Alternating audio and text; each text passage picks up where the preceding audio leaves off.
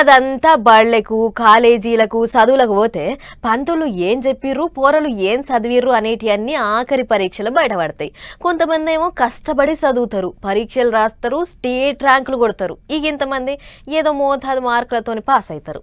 ఇంతమంది చదువు అబ్బక పరీక్షలు సరిగ్గా రాయక ఫెయిల్ అవుతారు. ఈ తమ్ముడు కూడా ఆ కోవకు చెందినోడే ఉన్నట్టున్నాడు. అందుకనే ఇంత తెలివిపెట్టి రాసిండు పరీక్ష. ముచ్చటేందో చెప్పేది అందుకంటే ముందుగాలకి కాగితం మీద రాశిలో చదువులో పారి అర్థం కాకుండా నేను చెప్తా గానీ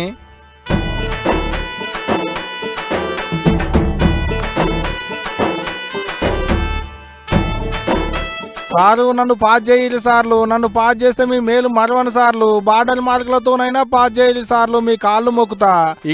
గీసిన బొమ్మను ఎత్తి మీద రాసిన రాతలు ఇప్పుడు ఇటు పక్కకే రాసిండో చదువులి. గురువే దైవం గురువే ధైర్యం, మా గురువు కష్టపడేటోళ్లకు మేలు చేస్తాడు.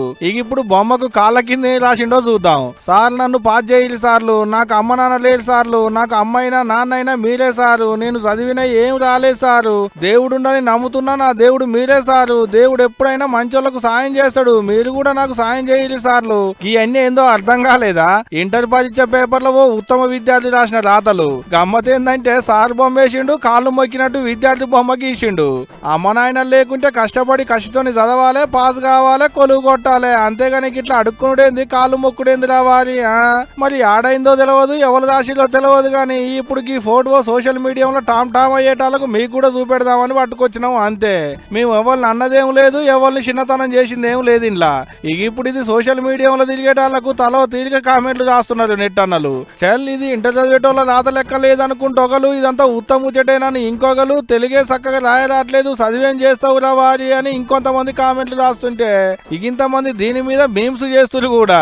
మరింట్లో నిజం ఎంతుందో అబద్ధం ఎంతుందో కానీ ఆంకల నిజమే అయితే ఈ తెలివేదో పుస్తకాలు చదివే దాని మీద పెడితే స్టేట్ ర్యాంక్ వచ్చుడైతే పక్కానబ్బా.